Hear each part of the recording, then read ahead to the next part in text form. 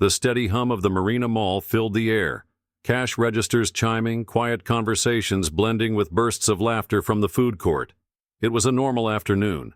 People walked past the fountain, too busy with their own lives to notice the woman sitting alone on a bench.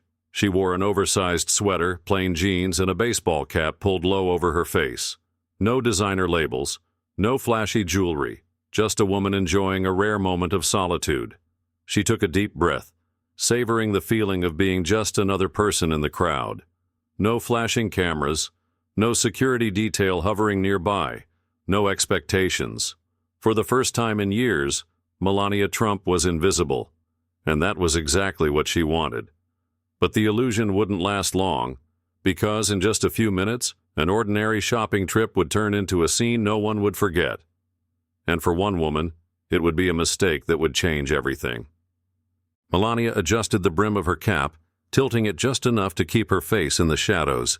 It had been years since she had done something as simple as strolling through a mall alone. No bodyguards, no assistants, no meticulously planned schedules. Just her blending into the world like everyone else. She had chosen this mall for a reason. It wasn't the glitzy, high-end kind where luxury brands lined the halls. It was a middle-class shopping center, bustling but not chaotic, elegant but not exclusive, the kind of place where no one would expect to see her. The anonymity felt liberating. She strolled past a bookstore, her fingers lightly brushing the spines of the latest bestsellers. A group of teenagers walked by, deep in conversation. "I swear she was like so out of touch in that interview," one of them said, rolling her eyes. Melania smirked to herself. She was used to opinions, used to people dissecting her every move. But here, among strangers, the words didn't sting the same way. Further down the corridor, a perfume sales associate extended a small tester strip toward her. "Would you like to try our new fragrance, ma'am?" Melania shook her head politely and kept walking. Then she heard it. Near the fountain, two store employees stood behind a kiosk speaking in hushed tones, but not hushed enough. "She's been sitting there for a while," one whispered, nodding toward Melania. The other scoffed. "I know, right? Probably waiting for a handout. People always think they can just loiter in places like this." Melania exhaled slowly, keeping her gaze forward. She had heard these kinds of assumptions before, about other people, but never about herself. It wasn't anger she felt. It was something deeper. She stood up, deciding it was time to move on. But as she adjusted her cap and took a step forward, a woman across the mall locked eyes with her. A woman who looked like she belonged there, a woman who saw her sitting alone and came to a conclusion she wouldn't regret until it was too late. Melania could feel the woman's eyes on her, a sharp, assessing gaze that carried something more than just casual curiosity. It was the kind of look people gave when they thought someone didn't belong. The woman in question, Patricia Delaney, stood near the entrance of an upscale boutique. Everything about her screamed wealth: an immaculately tailored coat, pristine designer heels, a handbag that likely cost more than the rent of most people shopping here. She wasn't just a regular shopper. She was the kind of woman who saw places like this as hers, and she did not like what she saw. Patricia turned slightly, leaning toward another woman standing beside her, a friend, or perhaps just another high-status acquaintance. Her voice lowered, but not enough. "Look at that woman sitting by the fountain," she murmured, her manicured fingers tightening around the strap of her purse. "She's been there for ages, probably waiting for someone to give her money." Melania kept her expression neutral, but she felt the sting of the assumption. The friend glanced over, unimpressed. "It's always the same," she sighed. "You let one in, and suddenly, the whole place goes downhill." Melania inhaled deeply. She had heard whispers like this before, directed at people far less fortunate than herself. But this was different, because this time she was the one being judged. She was about to let it go, about to walk away and shake off the moment.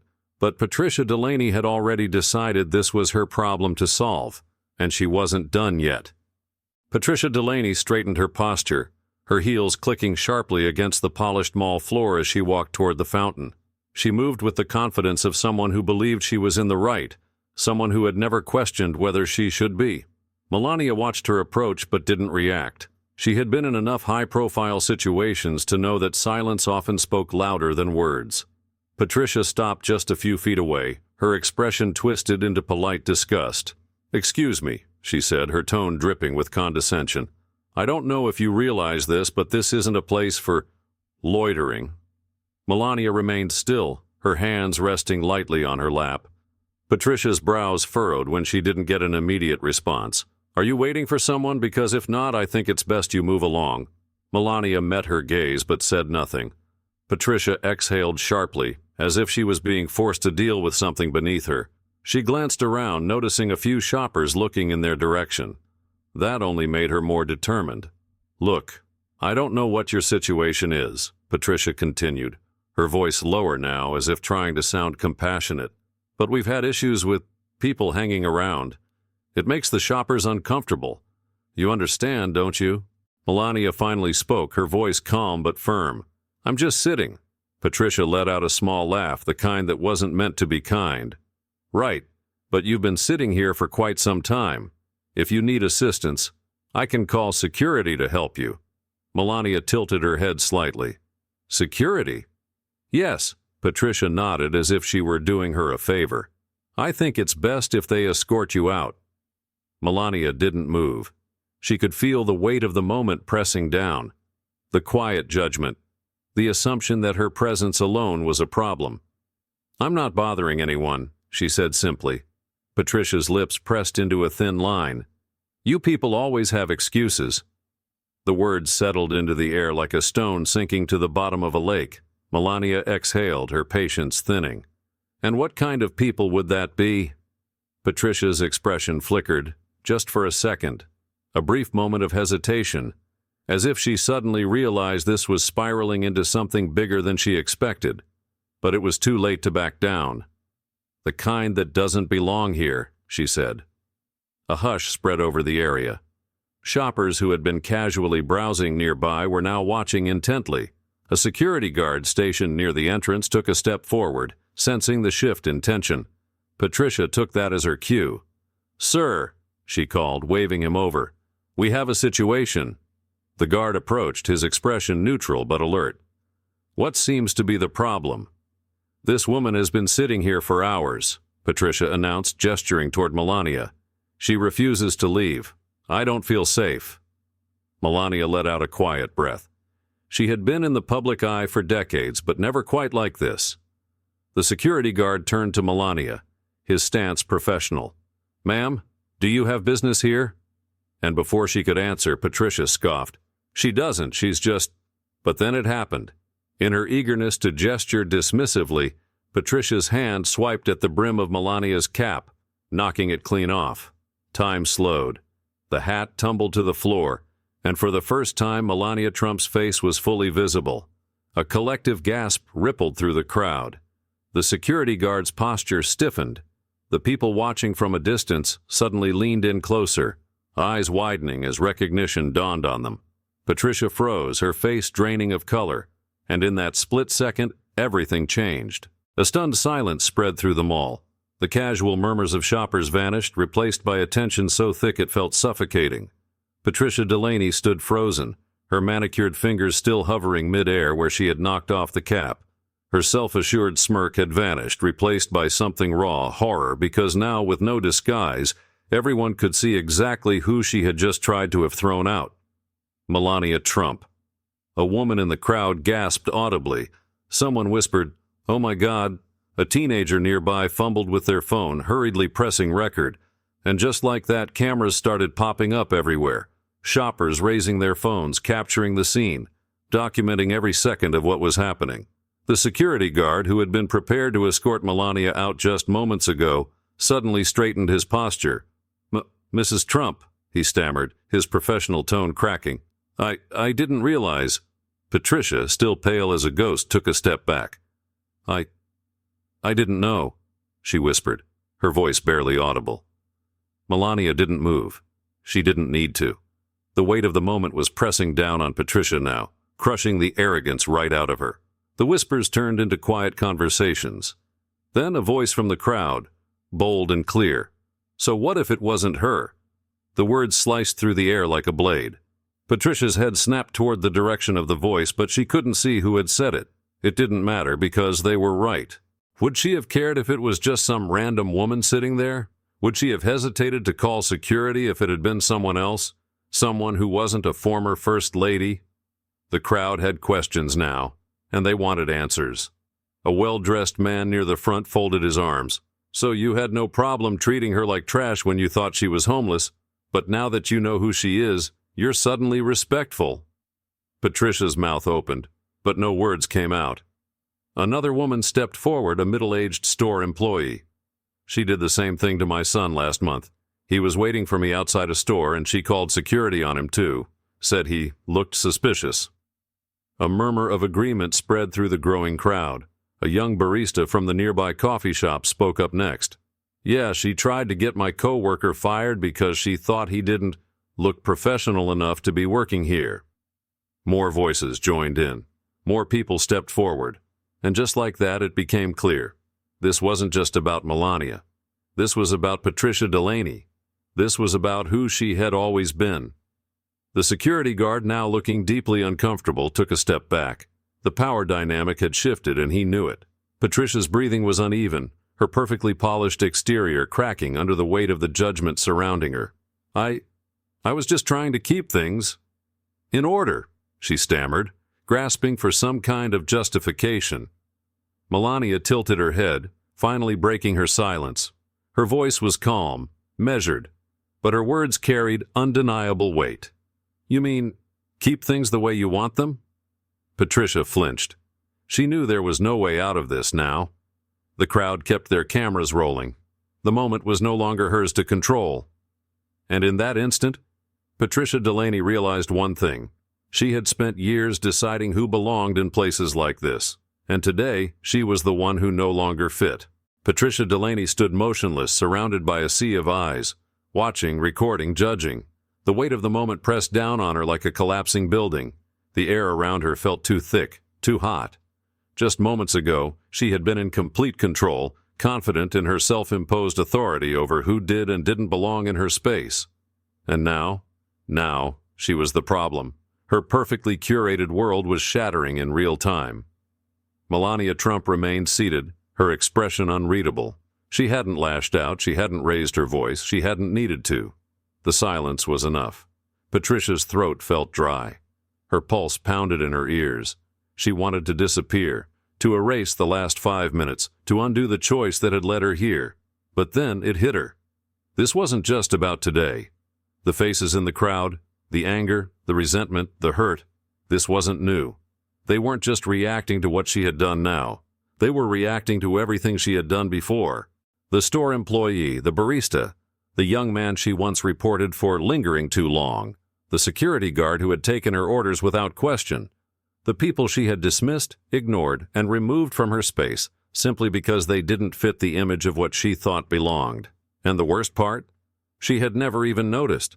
Her whole life she had been building a version of herself that was acceptable, that was elite. She had convinced herself she had earned her place in high society, had transcended the struggle of her childhood. She had grown up poor. She had known what it felt like to be on the outside looking in. And instead of breaking the cycle, she had become the very kind of person who once made her feel invisible. Patricia's vision blurred. She blinked only to realize she was crying. It wasn't just humiliation. It wasn't just shame. It was fear. Because for the first time in years, she saw herself clearly. And she didn't like what she saw. She swallowed hard, forcing herself to look at Melania again. Melania, who had every reason to humiliate her in this moment. Melania, who had been treated like she was disposable, until the world realized she wasn't. Melania, who could have walked away already but didn't. The crowd was still waiting. The cameras were still rolling. And Patricia knew this was it. She could either double down or face the truth. Her voice trembled as she spoke. "I didn't see you," she admitted. "Not really?" Melania raised an eyebrow. Patricia swallowed. She hated the vulnerability creeping into her voice, but she couldn't stop it. "I saw what I wanted to see," she continued, her voice hoarse. "A woman sitting alone, dressed like she didn't belong. I didn't even think. I just, assumed." The confession felt like lead leaving her chest. Melania's expression didn't change, but something about the air around them shifted. The crowd murmured. Some were still angry, still disgusted, but others looked curious. Because how often do people like Patricia admit they were wrong? Patricia took a shaky breath. She turned to the security guard, to the store employee, to the barista, to the faces in the crowd. "How many times have I done this?" she asked. "How many times have I judged someone without even realizing?" No one answered because they didn't need to. The answer was too obvious. She had spent years separating people into categories. Who belonged, who didn't, who deserved respect, who didn't. And today, she had been forced to look in the mirror. For the first time in her life, she didn't like the reflection, and she wasn't sure she ever would again. Patricia Delaney stood there exposed, not just in front of Melania Trump, not just in front of the dozens of people recording her humiliation, but in front of herself. For the first time in years, she saw the truth, the woman she had become, the kind of person who judged without thinking, who policed spaces that were never hers to control, and she hated it. Her breath trembled as she spoke. "I was wrong." The words felt foreign on her tongue, like she had never spoken them before, and maybe she hadn't, not like this, not when it mattered. The crowd stirred. Some people looked skeptical, others surprised. Melania tilted her head slightly, studying her, waiting. Patricia clenched her fists. Her instinct was to defend herself, to find an excuse, a way out. But there was no way out of this. Not this time. "I did this because I could," she admitted, voice shaking. "Because I've spent years deciding who belongs and who doesn't. And now," she let out a bitter laugh, "now I'm the one who doesn't belong." Melania finally stood up. Even without saying a word, she towered over the moment. The crowd fell into a hushed silence, waiting for her response. She didn't speak right away. She let the weight of Patricia's words linger in the air, and then she said something no one expected. "So what are you going to do about it?" Patricia blinked. The question hung in the air, heavy, undeniable. The old version of her, the one that existed 5 minutes ago, would have brushed it off, made a meaningless donation, issued a forced apology, found a way to erase the moment and move on. But that wouldn't be enough. Not this time. She turned to the people around her, the ones she had dismissed and ignored for years. "I need to do better," she said, her voice barely above a whisper. She turned to Carlos, the janitor she had called security on last month for lurking. "I'm sorry." Carlos narrowed his eyes, skeptical. "Sorry because you got caught? Or sorry because you mean it?" Patricia swallowed. "Because I mean it." She turned to the store employee who had spoken up earlier. "You said I got your son in trouble. I want to fix that. Tell me what I can do." More murmurs rippled through the crowd. Was this real? Or was it damage control? A security guard stepped forward, arms crossed. "Mrs. Delaney, you're on the mall's executive board. You've fought against every community program we've tried to set up. Maybe you start there." Patricia nodded. "I'll go to the next meeting." Melania folded her arms. "Not enough." Patricia flinched but didn't argue. "I'll help fund them," she added quickly. "I'll step down if that's what it takes." Melania's eyes flickered with something unreadable. "It's not about stepping down," she said. "It's about showing up." Patricia's throat tightened. The realization settled deep into her bones. This wasn't going to be a quick fix. This wasn't just about today. This was about every single day moving forward. "I will," she promised. She turned to the crowd, to the cameras still recording. "I've spent my life trying to erase the person I used to be," she admitted. "The girl who grew up poor, who never felt like she belonged. And in doing that, I became the kind of person who made others feel the same way." She exhaled shakily. "I don't expect forgiveness."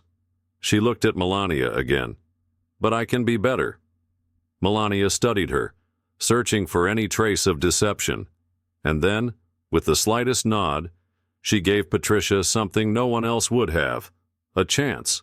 The crowd didn't break into applause. There were no cheers, no dramatic gestures of redemption, just a quiet understanding, a moment of real change, one that wouldn't end just because the cameras stopped recording.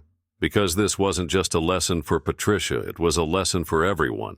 The cameras were still rolling, the crowd still watched, but something had shifted. Patricia Delaney stood there, her designer outfit wrinkled, her face no longer poised with the effortless arrogance she once carried. She wasn't the same woman who had stormed across the mall floor minutes ago, convinced she was doing the right thing. And Melania Trump? She didn't gloat. She didn't humiliate Patricia in return. She just let the silence do the talking. Because the truth had already been spoken. This wasn't just about Patricia Delaney. This was about every single person who had ever judged someone based on what they assumed about them. About the shoppers who had turned a blind eye. About the security guard who had been ready to remove her without question. About the countless times people had been silenced just because they didn't look like they belonged. The mall wasn't just a mall anymore. It had become a mirror. And for the first time, people were seeing their own reflections clearly. Melania bent down, calmly picking up the baseball cap that had fallen to the floor. She dusted it off, then slid it back onto her head, pulling the brim low. She could feel the weight of everyone's eyes on her, but she wasn't here for them. She was here for herself. She turned ready to leave. The moment had played out. The lesson had been delivered. The choice of what happened next, that was up to them. As she stepped forward, she heard Patricia's voice behind her, softer now, stripped of its entitlement. "Mrs. Trump?" Melania paused but didn't turn around.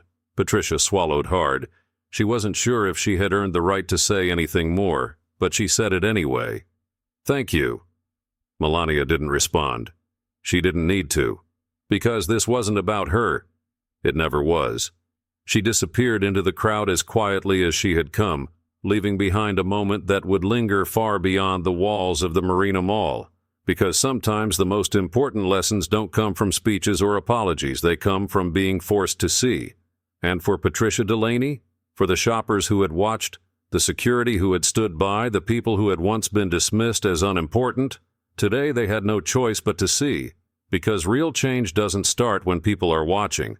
It starts when you realize they never had to be.